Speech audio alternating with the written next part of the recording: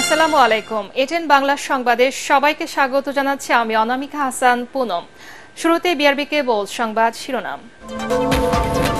শ্রমিক আন্দোলনে বন্ধ হচ্ছে একের পর এক কারখানা, নেপথ্যে রাজনৈতিক ইন্ধন, কঠোর অবস্থানে সরকার, জড়িতদের গ্রেফতারের নির্দেশ।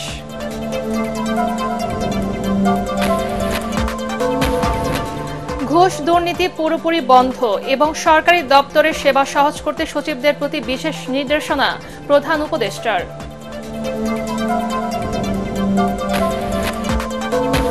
পদত্যাগের সব প্রস্তুতি শেষ, কাল সংবাদ সম্মেলনে ঘোষণা দিতে পারেন সিএসি।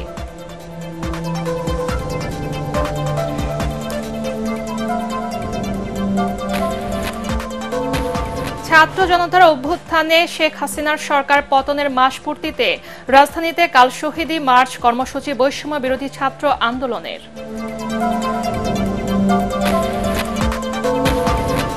এবং হত্যা মামলায় সাবেক 2 আইজিপি ও ডায়মন্ড ওয়ার্ল্ডের মালিক দিলীপ আগারওয়াল রিমান্ডে, জামিনে মুক্ত শীর্ষ সন্ত্রাসী সুইডেন আসলাম। শুনছিলেন বিআরবি কেবল সংবাদ শিরোনাম। এবারে বিস্তারিত। শ্রমিক আন্দোলনে বন্ধ হচ্ছে একের পর এক শিল্প কারখানা, আর এর পেছনে স্থানীয় আওয়ামী লীগ ও বিএনপি নেতারা ইন্ধন দিচ্ছে দাবি করে শ্রম উপদেষ্টা বলেন তাদের দমনে কঠোর হচ্ছে সরকার। গ্রেফতারের নির্দেশনা দেওয়া হয়েছে বিশৃঙ্খলাকারীদের। সচিবালয়ে বৈঠক শেষে এসব কথা বলেন উপদেষ্টারা।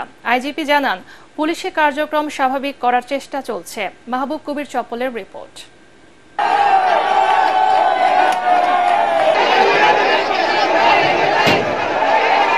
শ্রমিক আন্দোলন ছড়িয়ে পড়ছে বিভিন্ন স্থানে, রাস্তা অবরোধ করে বিক্ষোভ করছে তারা। এতে আতঙ্কিত গাজীপুর, আশুলিয়া, সাভার, নরসিংদী সহ বিভিন্ন এলাকার শিল্প কারখানার মালিকরা। এরই মধ্যে বন্ধ করে দেয়া হয়েছে শতাধিক কারখানা, ব্যাহত হচ্ছে উৎপাদন। নবীনগর চন্দ্রা কালিয়াকৈর রোড বন্ধ করে শ্রমিকের নাম ধারণ করে বিভিন্ন ফ্যাক্টরি বন্ধ করার চেষ্টা করা হয়। শ্রমিক অসন্তোষের কারণ বের করতে তদন্ত করছে সরকার। বিষয়টি নিয়ে সচিবালয়ে জরুরি বৈঠকে বসেন স্বরাষ্ট্র, আইন, শ্রম, শিল্প সহ 6 উপদেষ্টা। এর পেছনে রাজনৈতিক ইন্ধন আছে বলে জানান শ্রম উপদেষ্টা। আওয়ামী লীগের লোকেরা যেই সিন্ডিকেটগুলো সামলাতো তারা তো সেগুলো ছেড়ে চলে গেছে। এখন যারা দখলের পায়তারা করছে এবং এসে সেখানে সন্ত্রাস করছে, এখানে স্থানীয়ভাবে আওয়ামী লীগও আছে কিছু জায়গায় এবং কিছু বিএনপির স্থানীয় নেতৃবৃন্দেরও আমরা সংশ্লিষ্টতা পেয়েছি। বিএনপির কেন্দ্রীয় নেতৃবৃন্দের সাথে আমাদের এই বিষয়ে কথা হচ্ছে, যাতে তারা তাদেরকে নিবৃত্ত রাখেন। তাদের বিরুদ্ধে আমরা কঠোর অবস্থানে যাব এবং অলরেডি আমাদের কাছে যে ইনফরমেশন আছে স্বরাষ্ট্র মন্ত্রণালয়ের কাছে, সেই ইনফরমেশনের ভিত্তিতে তাদেরকে অ্যারেস্ট করা হবে। আন্দোলনকারীদের দমাতে সরকার কঠোর অবস্থানে যাচ্ছে বলে জানান উপদেষ্টারা। রাস্তা বন্ধ করে দেওয়া মানে তো 50 জন মিলে যদি রাস্তায় বসে পড়ে 5-50 লক্ষ লোকের অসুবিধা হচ্ছে, আসা যাওয়ায় ইকোনমির অসুবিধা হচ্ছে। তাদেরকে সরানোর জন্য যদি আমাদের ফোর্স ব্যবহার করতে হয়, লাঠিচার্জ করতে হয়, জলকামান ব্যবহার করতে হয়, আমরা করব।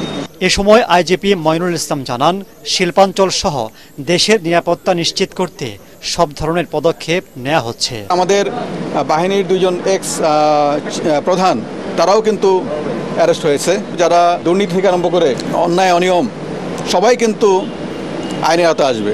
যেসব জায়গায় আমাদের কার্যক্রম একটু স্থগিত ছিল মাঝখানে, সেই কার্যক্রম চলমান করার জন্য এটাকে যেন আরও এনফোর্স করা যায়, সে কারণে আমরা কিন্তু ব্যাপক আকারে বদলি করেছি। অবৈধ অস্ত্র উদ্ধার অভিযান অব্যাহত থাকবে বলেও জানান আইজিপি। যে লাইসেন্সকৃত অস্ত্র, যেটি। মাহবুব কবির চপল, এটিএন বাংলা, ঢাকা। দেশের স্বার্থে পোশাক খাতের চলমান অস্থিরতা বন্ধে সরকারের সহযোগিতার দাবি জানিয়েছে তৈরি পোশাক খাতের উদ্যোক্তারা। রাজধানীর উত্তরায় বিজিএমইএ ভবনে জরুরি বৈঠক শেষে এক সংবাদ সম্মেলনে তারা এ দাবি জানান। এ সময় প্রতিষ্ঠানটির সভাপতি বলেন, আইন শৃঙ্খলা বাহিনীর সহযোগিতায় বৃহস্পতিবার থেকে পুরো দমে চলবে সব পোশাক কারখানা। আইন শৃঙ্খলা বাহিনীর মধ্যে সমন্বয় না থাকার কারণে তাদের সদস্যরাও এখনও সক্রিয় না। তাই বহিরাগতরা এর সুযোগ নিয়ে কারখানাগুলোয় অস্থিরতা তৈরি করছে বলেও জানান বিজিএমইএ নেতারা। বিশেষ করে ঝুট ব্যবসার নিয়ন্ত্রণ নিয়ে নতুন নতুন পক্ষ বিবাদে জড়িয়ে পড়েছে বলেও মনে করেন তারা। আগামীকালকে আশুলিয়া এবং গাজীপুরে যেসব জায়গায় ফ্যাক্টরি আজকে চালাতে পারি না, ইনশাল্লাহ আগামীকালকে থেকে চালাবো। মিনওয়াইল আমরা আমাদের শ্রমিক নেতৃবৃন্দ যারা আছে তাদের সাথে চেষ্টা করবো রাতে কথা বলতে, যাতে তারাও নীতিগতভাবে, আপনারা জানেন যে কয়েকদিন আগে তাদের সঙ্গে আমরা বসেছিলাম এখানে, তারাও নীতিগতভাবে তারাও এগ্রি করেছে যে এখানে তাদের কোনো ইনভলভমেন্ট নাই। আর্মি এবং আইন শৃঙ্খলা রক্ষক বাহিনীর যে ইন্ডাস্ট্রিয়াল পুলিশ, বিজিবি, তারা তাদের মতো করে রুট ম্যাপ করেছে, প্ল্যান করেছে, আমাদেরকে শুধু আশ্বস্ত করেছে যে তারা কালকে ফ্যাক্টরি আমরা চালাতে পারবো, সেই ব্যবস্থা তারা করবে। ঘুষ দুর্নীতি পুরোপুরি বন্ধ করে সরকারি দপ্তরের সব সেবা সহজ করার মাধ্যমে জনগণের সন্তুষ্টি অর্জন করতে সচিবদের প্রতি নির্দেশনা দিয়েছেন প্রধান উপদেষ্টা ডক্টর মোহাম্মদ ইউনূস। রাজধানীর তেজগাঁওয়ে প্রধান উপদেষ্টার কার্যালয়ে ৫৫টি মন্ত্রণালয় ও বিভাগের সচিবদের সাথে বৈঠকে তিনি বলেন, নিজ নিজ ক্ষেত্রে সততা ও নিষ্ঠার সাথে কাজ করে সবাইকে নতুন বাংলাদেশ গড়তে হবে। ডক্টর ইউনূস বলেন, গদ-বাঁধা চিন্তা ভাবনা থেকে বেরিয়ে এসে জনস্বার্থকে সর্বোচ্চ গুরুত্ব দিয়ে সরকারি কার্যক্রম পরিচালনা করতে হবে। প্রতিটি মন্ত্রণালয়ের স্বল্প, মধ্য ও দীর্ঘমেয়াদী সংস্কার পরিকল্পনা নিতে সচিবদের নির্দেশ দেন প্রধান উপদেষ্টা ডক্টর মোহাম্মদ ইউনূস। সেই সাথে সরকারি টাকার সর্বোত্তম ব্যবহার নিশ্চিত করার নির্দেশনা দিয়ে তিনি বলেন, সরকারি ক্রয়ে যথার্থ প্রতিযোগিতা নিশ্চিত করতে হবে। ছাত্র জনতার অভ্যুত্থানে বাংলাদেশ নিয়ে বিশ্বব্যাপী যে ইতিবাচক ধারণা তৈরি হয়েছে তা দেশের স্বার্থে সর্বোত্তম উপায়ে কাজে লাগানোর কথাও বলেন ডক্টর ইউনূস।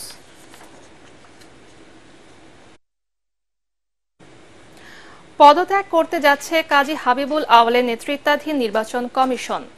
এ বিষয়ে আগামীকাল ১২টায় সংবাদ সম্মেলন ডেকেছেন সিএসি। ইসির কর্মকর্তারা জানান, ছাত্র জনতার গণ অভ্যুত্থানের পরই পদত্যাগের প্রস্তুতি নিতে থাকেন সিএসি ও ৪ কমিশনার। তাদের পদত্যাগের দাবিতে নির্বাচন ভবনের সামনে বিক্ষোভ করে ছাত্র জনতা। বিস্তারিত একরামুল হক সায়েমের রিপোর্টে। শেখ হাসিনার নেতৃত্বে আওয়ামী লীগ ২০০৯ সালে দ্বিতীয়বার ক্ষমতায় আসার পর টানা ৩ সংসদ নির্বাচন ছিল চরম প্রশ্নবিদ্ধ। সবশেষ ২০২৪ সালের ৩০ জানুয়ারি বিএনপি ও সমমনা দলগুলোর অংশগ্রহণ ছাড়াই একতরফা নির্বাচন পরিচালনা করে কাজী হাবিবুল আওয়ালের নেতৃত্বাধীন নির্বাচন কমিশন। ওই নির্বাচনের প্রকাশিত ভোটের হার নিয়ে তীব্র সমালোচনার মুখে পড়ে ইসি। হাবিবুল আওয়ালের আমলে সংসদ ছাড়াও স্থানীয় সব নির্বাচনও বর্জন করে সরকার বিরোধীরা। দায়িত্ব নিয়ে গ্রহণযোগ্য নির্বাচন আয়োজনে আওয়াল কমিশন বিএনপি সহ সব রাজনৈতিক দলগুলোকে ভোটে অংশ নেওয়ার আহ্বান জানালেও তাতে মোটেই সাড়া মেলেনি। বিরোধী শিবিরের অংশগ্রহণ ছাড়াই সংলাপ করে কমিশন। সেই ডায়ালগগুলো আপনারা শুধু আমাদের সাথে নয়, আপনারা আপনাদের যে রাজনৈতিক সহকর্মীগণ আছেন তাদের সাথে আলোচনা করবেন। ইসির প্রতি আস্থা ফেরানোকে নির্বাচনী রোডম্যাপে বড় চ্যালেঞ্জ হিসাবে নিলেও সময় গড়াতে বাড়ে অনাস্থা। রাজনৈতিক বিতর্কের মধ্যে ১৫০ আসনে ইভিএমে ভোট করার পরিকল্পনা নিয়ে পরে পিছু হটে আওয়াল কমিশন। কয়েকটি নির্বাচনে সিসি ক্যামেরার ব্যবহার করলেও সক্ষমতার অজুহাতে দ্বাদশ সংসদ নির্বাচনে তা থেকে সরে আসে ইসি। তবে সংসদ নির্বাচন একতরফা ও অগ্রহণযোগ্য হওয়ায় অতৃপ্তি ফুটে ওঠে কাজী হাবিবুল আওয়ালের কণ্ঠে। যদিও প্রশ্নবিদ্ধ নির্বাচন আয়োজনের দায় সরাসরি নিজের ঘাড়ে নেননি কখনো। আমাদের কমান্ড থাকবে, সরকারের উপর আমাদের কমান্ড থাকবে। আমরা সরকারের সাহায্য চাইব, সরকারের সহায়তা চাইব। সরকার যদি সহায়তা না করে তাহলে নির্বাচনের পরিণতি খুবই মন্দ হতে পারে। ৫ জুলাই ছাত্র জনতার অভ্যুত্থানের পর বিদায় ঘণ্টা বাজে হাবিবুল আওয়াল কমিশনে। বুধবার কমিশনের পদত্যাগের দাবিতে বিক্ষোভ অনুষ্ঠিত হয় নির্বাচন ভবনের সামনে। এ বিষয়ে সিসির কক্ষে অনুষ্ঠিত হয় রুদ্ধদ্বার বৈঠক। পরে সাংবাদিকরা পদত্যাগের বিষয়ে জানতে চাইলে সরাসরি মন্তব্য করেননি সিসি। বলেন, সিদ্ধান্ত জানাবেন বৃহস্পতিবার দুপুরে। কালকে কথা বলবো প্লিজ।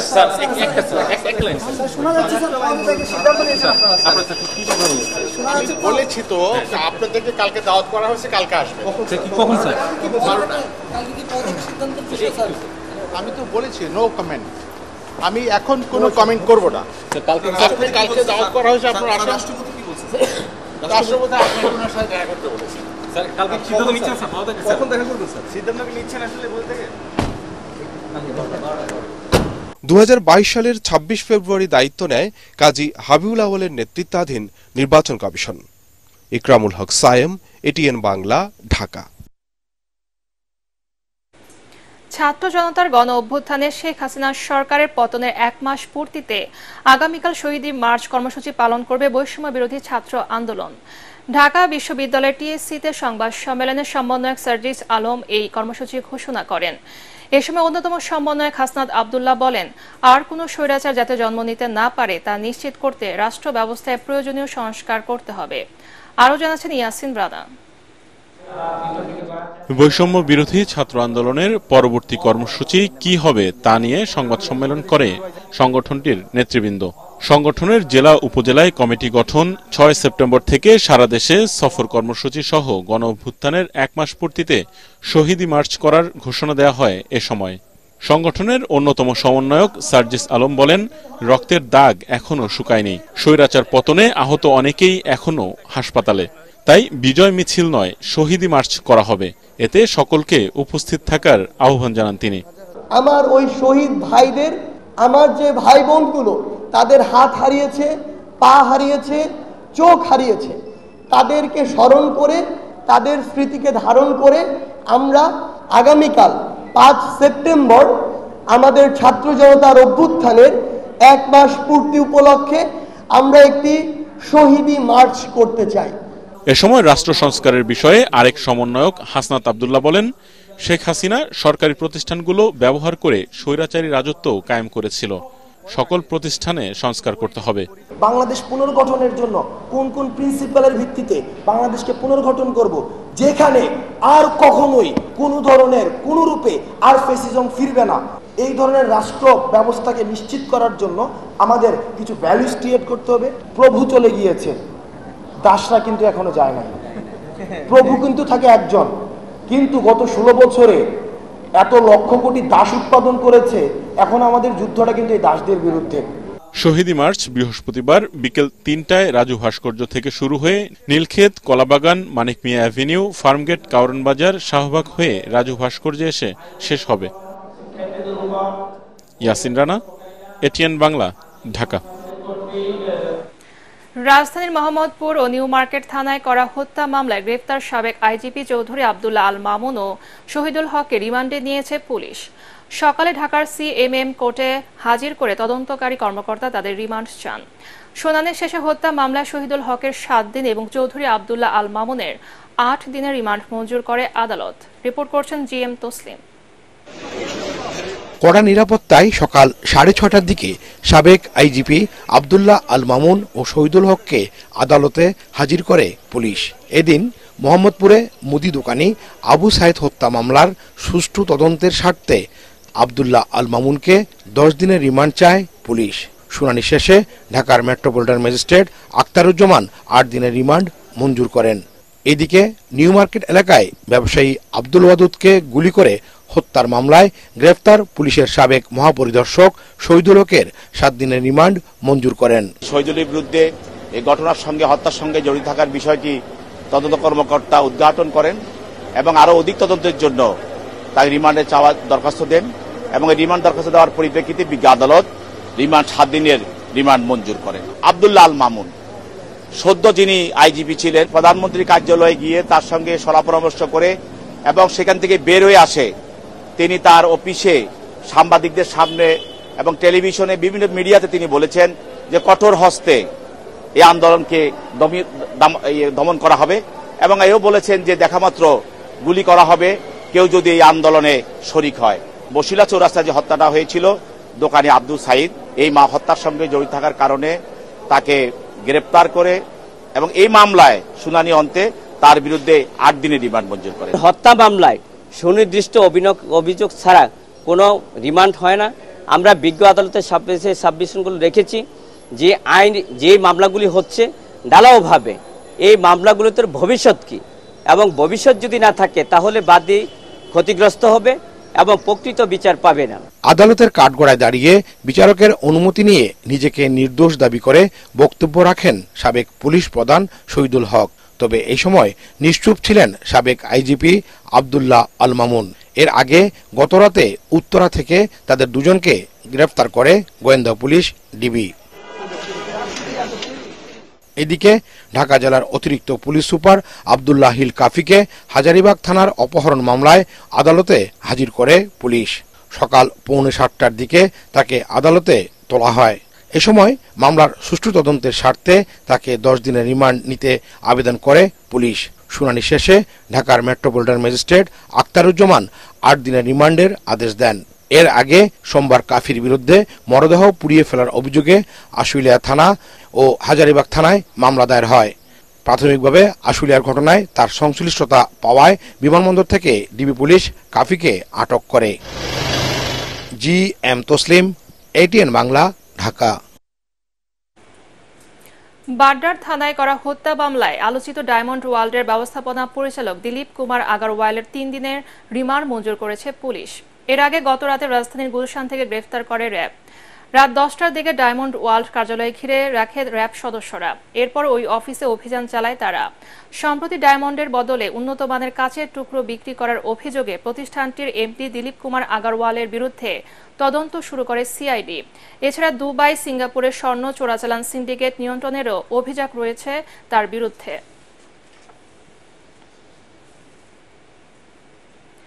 তেজগাঁওয়ে যুবলীগ নেতা গালিব হত্যা মামলায় দীর্ঘ কারাভোগের পর জামিনে ছাড়া পেলেন শীর্ষ সন্ত্রাসী শেখ আসলাম ওরফে সুইডেন আসলাম। গতরাত 9টার দিকে গাজীপুরের কাশিমপুর হাই সিকিউরিটি কেন্দ্রীয় কারাগার থেকে জামিনে মুক্তি পান তিনি। সুইডেন আসলাম ঢাকার নবাবগঞ্জ উপজেলার ছাতিয়ার এলাকার মরহুম শেখ জিন্নাত আলীর ছেলে। 2014 সাল থেকে তিনি কাশিমপুর কারাগারে বন্দী ছিলেন। তার বিরুদ্ধে বিভিন্ন থানায় একাধিক মামলা রয়েছে। 4 দলীয় জোট সরকারের আমলে ঘোষিত 23 শীর্ষ সন্ত্রাসীর একজন শেখ আসলাম। বিভিন্ন সময়ে তার নামে 22টি মামলা হয়েছে, যার 9টি হত্যা মামলা। 2005 সালের 31 জানুয়ারি তিনি সবশেষ গ্রেপ্তার হন। 1998 সালে সুইডেন আসলামের বিরুদ্ধে সর্বশেষ মামলা হয় তেজগাঁওয়ের যুবলীগ নেতা গালিব হত্যার ঘটনায়। 1997 সালের 23 মার্চ গালিব খুন হন। বর্তমানে মামলাটি বিচারাধীন। ওই মামলায় জামিন পেয়ে কারাগার থেকে মুক্তি পেলেন সুইডেন আসলাম। অস্ত্র আইনের 2টি মামলায় তার যাবজ্জীবন এবং 17 বছরের কারাদণ্ড হয়। পরে এসব মামলায় তিনি উচ্চ আদালত থেকে অব্যাহতি পান। এর আগে হত্যা ও হত্যা চেষ্টার 4টি মামলায় আসলাম আদালত থেকে খালাস পান। একটি মামলায় পেয়েছেন অব্যাহতি।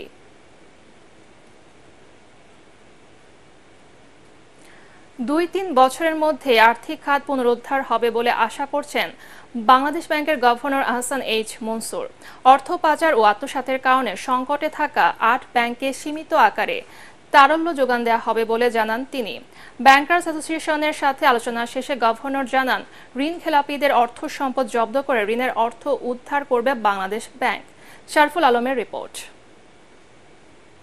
নামে বেনামে প্রায় 2 লাখ কোটি টাকা হাতিয়ে নিয়েছে এসআলম গ্রুপ। লুটপাটের কারণে তাদের মালিকানায় থাকা ব্যাংকগুলো চরম আর্থিক সংকটে। গ্রাহকরা নগদ টাকা তুলতে গিয়ে হয়রানির শিকার হচ্ছেন প্রতিনিয়ত। এমনকি সরকারি সেবা নিতে গিয়েও ভোগান্তিতে পড়েন ওইসব ব্যাংকের গ্রাহকরা। গ্রাহকদের সেই সব দুর্ভোগ লাঘবে এবার উদ্যোগ নিয়েছে বাংলাদেশ ব্যাংক। ব্যাংকিং খাত থেকে বড় রকমের অর্থ বিভিন্নভাবে পাচার করা হয়েছে, আত্মসাৎ করা হয়েছে এবং সেটা প্রধানত 8টা ব্যাংকের মধ্যেই সীমিত আছে বলে আমরা প্রাথমিকভাবে ধারণা করতেছি এবং এই ব্যাংকগুলো এখন একটু লিকুইডিটি ক্রাইসিসের মধ্যে আছে। আমরা এই লিকুইডিটি ক্রাইসিসটা সলভ করার ব্যবস্থা করছি। ঋণ খেলাপি ব্যবসায়ী ও রাজনীতিবিদদের দেশে থাকা অর্থ সম্পদ জব্দ করে ঋণের অর্থ উদ্ধারে নতুন করে উদ্যোগ নিয়েছে বাংলাদেশ ব্যাংক। দুবাই, সিঙ্গাপুর, যুক্তরাজ্য, যুক্তরাষ্ট্রে পাচার হওয়া অর্থ ফেরত আনতে আন্তর্জাতিক সংস্থার সহায়তা নেওয়া হচ্ছে বলেও জানান গভর্নর। বিদেশি যেগুলো অর্থ তারা পাচার করেছে সেগুলোকে আনার জন্য আমরা আইনগত এবং ইন্টারন্যাশনাল এফোর্ট আমরা নেব।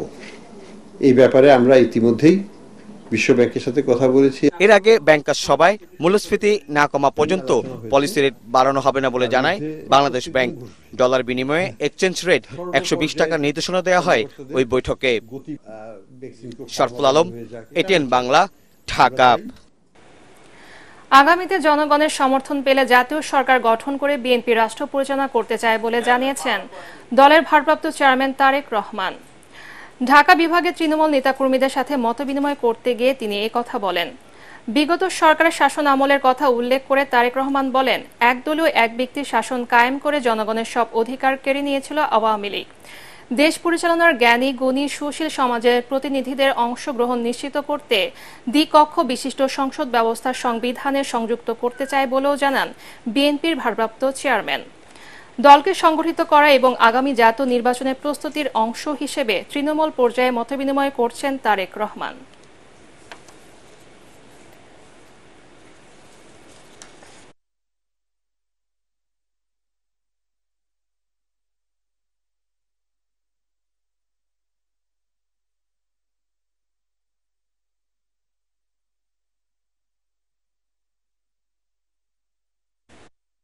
ফেসিবাদী আওয়ামী লীগ সরকারকে টিকিয়ে রাখার মূল সহযোগী নির্বাচন কমিশনকে অবিলম্বে পদত্যাগ করার দাবি জানিয়েছেন বিএনপির স্থায়ী কমিটির সদস্য ডক্টর এজেড জাহিদ হোসেন। দলের নয়াপল্টন কেন্দ্রীয় কার্যালয়ে বিএনপি ত্রাণ বিতরণ কর্মসূচি নিয়ে ব্রিফিংয়ে তিনি একথা বলেন। জনরোষের কবলে না পড়তে চাইলে নির্বাচন কমিশন ও দুদকের ফেসিবাদের দোসরদের স্বেচ্ছায় সরে দাঁড়ানোর আহ্বান জানান এই বিএনপি নেতা। অন্যদিকে শাহবাগে ছাত্র জনতার আন্দোলনে নিহত স্কুল শিক্ষার্থী গোলাম রাব্বানীর বাবার হাতে অনুদান তুলে দিয়ে দলের সিনিয়র যুগ্ম মহাসচিব রুহুল কবির রিজভী বলেন, শহীদদের রক্তের ঋণ শোধ করতে অপরাধীদের বিচার নিশ্চিত করতে হবে। এই দেশে যাতে আইনের শাসন নিশ্চিত হয়, যেন সেই আওয়ামী লীগের মতো আওয়ামী লীগের বিচারকরা বিচার না করেন যে নিচতলায় নিচের আদালত দেয় 5 বছরের সাজা আর উচ্চ আদালত দেয় 10 বছরের সাজা। এই ধরনের বিচার বিভাগকে করায়ত্ত করার মতো নিষ্ঠুর বাকশালী শাসনের পুনরাবৃত্তি যাতে না হয়, সেই দিকটা লক্ষ্য রেখেই বিএনপির জঙ্গিকার আইনের শাসন। এই নির্বাচন কমিশন বোধোদয় হওয়া উচিত, পদত্যাগ করে নিজেদের জনগণের রোষ থেকে বাঁচার জন্য পদত্যাগ করে এই সরকারকে সুযোগ দেওয়া উচিত নতুন নির্বাচন কমিশনের। তা না হলে সত্যিকার অর্থে জনরোষ থেকে কেউ রক্ষা পাবে না। রাসায়নিক বিষক্রিয়া এবং জীবাণুবাহিত নানা রোগের প্রাদুর্ভাবে বন্যা দুর্গত এলাকায় বহু মানুষের অকাল মৃত্যুর আশঙ্কা করছেন বিশেষজ্ঞরা। তারা বলছেন, খেতে ব্যবহৃত রাসায়নিক ও কীটনাশক বন্যার পানিতে মিশে সেখানকার পানি, মাটি এবং পরিবেশে মারাত্মক দূষণ তৈরি হয়েছে। এর সাথে ইঁদুর, সাপ ও মশার মাধ্যমে ভাইরাসবাহিত নানা রোগের প্রাদুর্ভাবও বাড়তে পারে দুর্গত এলাকায়। ইমদাদুল্লাহ বাবুর রিপোর্ট। স্মরণকালের ভয়াবহ বন্যায় ভেসেছে দেশের পূর্বাঞ্চলীয় 11 জেলা। এ পর্যন্ত 59 জনের মৃত্যুর পাশাপাশি ক্ষতিগ্রস্ত হয়েছেন বানভাসী প্রায় 58 লাখ মানুষ। পানি নামার পর এখন দেখা দিয়েছে কবলিত এলাকায় বন্যার স্বাস্থ্যগত নানা ঝুঁকি। উপদ্রুত এলাকায় গবাদি পশু ও প্রাণী মরে পচে জীবাণু ছড়িয়েছে পুকুর, জলাশয়ের পানিতে। রাজধানীতে এক অনুষ্ঠানে বক্তারা বলেন, সামনে এই ঝুঁকি আরো বাড়ার শঙ্কা রয়েছে। জন্ডিস, কিডনি ইনফেকশন হয়ে কিন্তু বেশ কিছু মানুষ, এটা কিন্তু ভারতে প্রতিবারে বন্যার পরে কিন্তু লেপ্টোস্পাইরিসের আউটব্রেক হয়। পুজো করতে গিয়ে এই সংক্রামিত পানিগুলি যখন ব্যবহার করেন, যখন নাকের ভিতরে পানি দিচ্ছে, এখানে কিন্তু নাক, কান, গলার প্রদাহ বিভিন্ন রকম হতে পারে। এখানে শুধুমাত্র যে জীবাণুবাহিত পানি সমস্যা তা না, এখানে কিন্তু কেমিক্যাল কন্টামিনেশন আছে বিভিন্ন ধরনের। ফিমেলদের মধ্যে হাই ব্লাড প্রেশার অনেক বেশি ছিল। আই থিংক যে এই জায়গাগুলো আমাদের অ্যাড্রেস করতে হবে। এতে ব্র্যাকের চেয়ারপারসন ডক্টর হোসেন জিল্লুর রহমান বলেন, সরকার পরিবর্তনের কারণে দুর্গত এলাকায় ভেঙে পড়েছে স্থানীয় সরকার ব্যবস্থা। খুব দ্রুত স্থানীয় সরকারের বিষয়গুলো খুব সচল হওয়া দরকার, স্থানীয় প্রশাসনের সচল হওয়া দরকার, স্থানীয় স্বাস্থ্য প্রশাসন তাদেরও নির্ভয়ে কাজ করার যে পরিবেশ সেগুলো করা দরকার, নিরাপত্তার জায়গাগুলো খুব দরকার। বর্তমানে দুর্গত এলাকায় শুকনো খাবার, ওষুধ, গোখাদ্য এবং টিউব অয়েলের পানি, বিশুদ্ধকরণ ওষুধের ব্যাপক প্রয়োজনীয়তা রয়েছে বলেও অনুষ্ঠানে জানানো হয়। ইমদাদুল্লাহ বাবু, এটিএন বাংলা, ঢাকা। অডিট, আপত্তি ও দুর্নীতি এক কথা নয় বলে মন্তব্য করেছেন পররাষ্ট্র উপদেষ্টা। তিনি বলেন, যুক্তরাষ্ট্র, যুক্তরাজ্য ও কানাডা সহ 10টি দেশে বাংলাদেশ দূতাবাসের 38 জন কর্মকর্তা কর্মচারীর তথ্য অনুসন্ধান করার ইচ্ছা প্রকাশ করেছে দুদক। তবে তা যাচাই বাছাইয়ের প্রয়োজন আছে বলে জানান তিনি। এই বিষয়ে কিছুটা ভুল বোঝাবুঝির অবকাশ আছে মন্তব্য করে পররাষ্ট্র উপদেষ্টা বলেন, ঢালাওভাবে এসব বিষয়ে দুর্নীতির অভিযোগ করা যাবে না। পররাষ্ট্র মন্ত্রণালয়ে আয়োজিত ব্রিফিংয়ে সাংবাদিকদের এসব কথা বলেন তিনি। কয়েকটি মিশন থেকে রাষ্ট্রদূতদের ফেরত আনার নির্দেশ দেওয়া হয়েছে এমন প্রশ্নের জবাবে তিনি বলেন, যুক্তিভিত্তিক নিয়োগে যারা চাকরিতে ছিলেন শুধু তাদেরকে ফেরত আসতে বলা হয়েছে। অভিযোগের নেচার দেখে আমার মনে হচ্ছে যে এগুলি অনেকগুলি অডিট অবজেকশনের ফলাফল। অডিট অবজেকশন দুর্নীতি এক জিনিস না। অডিট অবজেকশন অফিসাররা মিট করবেন, মিট করার আগে বোধহয় তাদের পেনশন হবে না, এবং যখন মিট করে সব শেষ পর্যন্ত এমন হয় যে কিছু আসলেই হয়তো দিতে হবে টাকা, সেটা এমনকি তাদের পেনশন থেকে কেটে রেখে বাকি টাকা দেওয়া, এরকমও আছে। তো আমরা দেখবো। আর সহযোগিতার প্রশ্ন যেটা, অবশ্যই আমরা তো চাই না যে কোনো দুর্নীতি হোক, কাজেই যেটুকু সহযোগিতা তারা চাইবে সেটা আমরা অবশ্যই করবো। দেখতে হবে যেটা প্রকৃতই দুর্নীতি হয়েছে কিনা, সেটা আমাদের দৃষ্টিতে, সেটা দেখে আমরা তাদের সাথে সহযোগিতা করবো। চট্টগ্রাম মহানগরীতে একসময় 200-এরও বেশি পাহাড় থাকলেও এখন অস্তিত্ব আছে হাতে গোনা কয়েকটি। দখল আর উন্নয়নের নামে কাটা হয়েছে এসব পাহাড়। তবে এবার অন্তর্বর্তী সরকারের আমলে চট্টগ্রামে পাহাড় কাটা ও দখলদারদের বিরুদ্ধে জিরো টলারেন্স নীতি নেওয়ার কথা জানিয়েছেন কর্মকর্তারা। চট্টগ্রাম থেকে আরো জানাচ্ছেন সৈয়দ তামিম মাহমুদ। পাহাড়ের উপরেই একসময় গড়ে উঠেছিল চট্টগ্রাম নগরী, যার বৈশিষ্ট্য আর প্রাকৃতিক রূপ ছিল অনন্য। কিন্তু 2 শতাধিক পাহাড়ের সেই নগরী থেকে হারিয়ে গেছে বেশিরভাগ পাহাড়। কোথাও পাহাড় কেটে, কোথাও বা প্রাকৃতিক লেক দখল করেই গড়ে উঠেছে বসতি। বছরের পর বছর এভাবেই চলছে পাহাড় কাটার মহোৎসব। অভিযোগ রয়েছে, পাহাড় দখল করে নিম্ন আয়ের মানুষকে এসব পাহাড়ে থাকার ব্যবস্থা করে দিচ্ছে বেশ কয়েকটি চক্র। বিনিময়ে মাসিক হিসেবে আদায় করা হচ্ছে ভাড়া। ওই দখলদাররা তাদের ছত্রছায়ায় পাহাড় কেটে বসতবাড়ি বানিয়ে বিক্রি করেছে। পাহাড় ব্যবস্থাপনা কমিটির তথ্য মতে চট্টগ্রাম নগরের 26টি পাহাড়ে অবৈধভাবে ঝুঁকি নিয়ে বসবাস করছে প্রায় 7,000 পরিবার। আমরা ভূমি জরিপ অধিদপ্তর থেকেও তথ্য নিচ্ছি, নিয়ে আমরা সবকিছু সহ আমাদের আইনও কিছু আমরা সংশোধন করার প্রস্তাবনা দিব এবং এই যে জেলা প্রশাসনের সহায়তা, ভূমি মন্ত্রণালয়ের সহায়তা, এই জায়গাগুলো যাতে স্থায়ীভাবে পাহাড় হিসেবে লিপিবদ্ধ করা হয়, জমির খতিয়ান চেঞ্জ করা হয়, সেই বিষয়ে আমাদের মন্ত্রণালয় থেকে আন্তঃ মন্ত্রণালয় সভা করে সুপারিশ দেওয়া হবে। পাহাড় ব্যবস্থাপনা কমিটি এসব রোধে নানা সুপারিশ করলেও প্রশাসনের নির্লিপ্ততায় এতদিন তা ছিল শুধুই কাগজে কলমে। ফলে নগরীর বায়েজিদ, পাঁচলাইশ, খুলশি সহ বিভিন্ন এলাকার 57% পাহাড় উধাও হয়ে গেছে। পানি এবং মাটিতে আমার 30% এলাকা বায়োডাইভার্সিটির জন্য কনজারভেশন করতে হবে, রাখতে হবে কনজার্ভড। এটা শুধু মানুষের জন্য না, পুরো বায়োডাইভার্সিটির জন্য। এখন ওখানে আমরা 10%-এও যেতে পারছি না। আমাকে এই অভিযানগুলো করে আমাকে একদম নিষিদ্ধ করে দিতে হবে যে এই এলাকায় কোনোভাবে পাহাড় কাটা যাবে না, জীববৈচিত্র্য নষ্ট করা যাবে না। 2007 সালে একদিনেই পাহাড় ধসে নারী শিশু সহ চট্টগ্রামে মারা যান 127 জন। এরপর 2008 সালে লালখান বাজারের মতিঝর্ণা এলাকায় পাহাড় ধসে মৃত্যু হয় 4 পরিবারের 12 জনের। এভাবে 2023 সাল পর্যন্ত চট্টগ্রামের বিভিন্ন জায়গায় পাহাড় ধসে প্রাণ গেছে অন্তত 200 জনের। সৈয়দ তামিম মাহমুদ, এটিএন বাংলা, চট্টগ্রাম। এবারে আল আরাফা ইসলামী ব্যাংক অর্থ সংবাদ।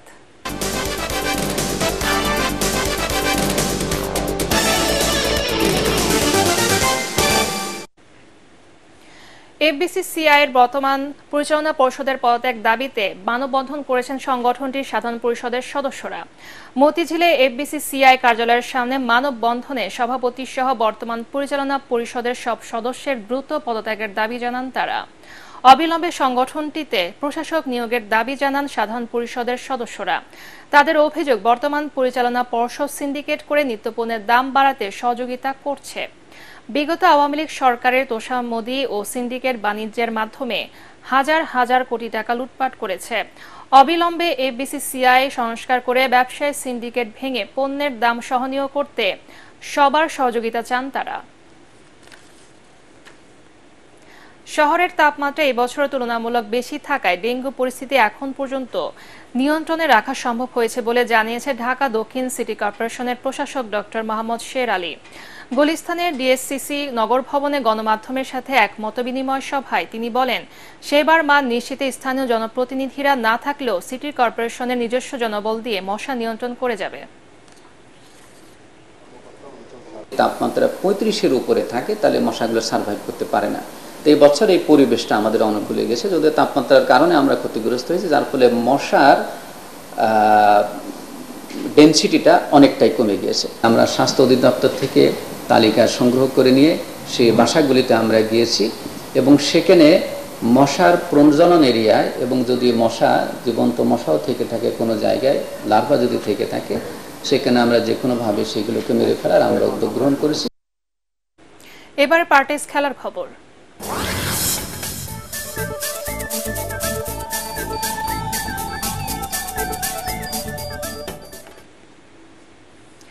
আইসিসি টেস্ট র্যাঙ্কিংয়ে 12 ধাপ এগিয়ে 15তম স্থানে উঠে এসেছেন বাংলাদেশের ডানহাতি middle order batsman Liton Das রাওয়ালপিন্ডিতে সিরিজের দ্বিতীয় ও শেষ টেস্টের প্রথম ইনিংসে 138 রানের ইনিংসে জয়ের নায়ক বনে যান লিটন দাস, জেতেন ম্যাচ সেরার পুরস্কারও।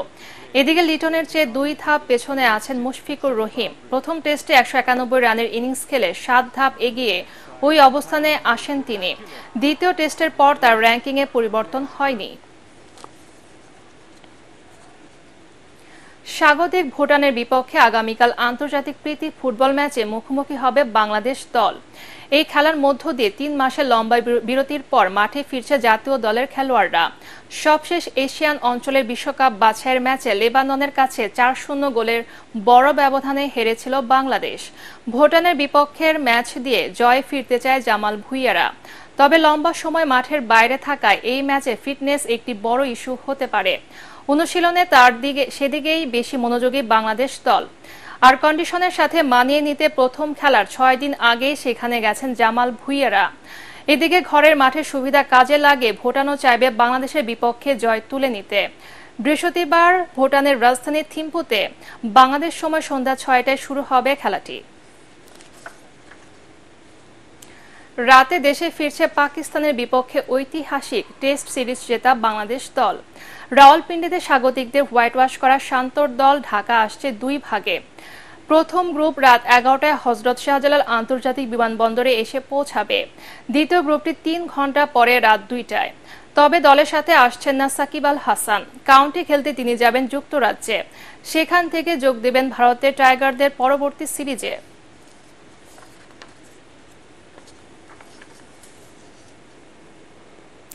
শেষ করার আগে বিআরবি কেবলস সংবাদ শিরোনাম আরেকবার। শ্রমিক আন্দোলনে বন্ধ হচ্ছে একের পর এক কারখানা, নেপথ্যের রাজনৈতিক ইন্ধন। কঠোর অবস্থানে সরকার, জড়িতদের গ্রেপ্তারের নির্দেশ।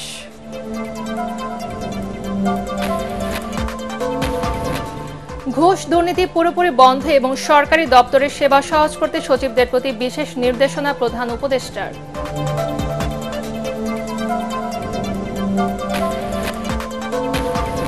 পদত্যাগের সব প্রস্তুতি শেষ, কাল সংবাদ সম্মেলনের ঘোষণা দিতে পারেন সিএসি।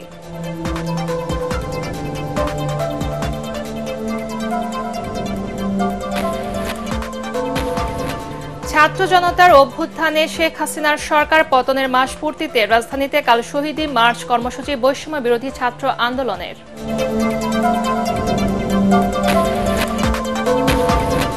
এবং হত্যা মামলায় সাবেক 2 আইজিপি ও ডায়মন্ড ওয়ার্ল্ডের মালিক দিলীপ আগারওয়াল রিমান্ডে, জামিনে মুক্ত শীর্ষ সন্ত্রাসী সুইডেন আসলাম। পরবর্তী সংবাদ দেখার আমন্ত্রণ জানিয়ে এখনকার মতো শেষ করছি। ATN বাংলা সংবাদ ইউটিউবে দেখতে ব্রাউজ করুন youtube/ATN বাংলা নিউজ। ধন্যবাদ সবাইকে।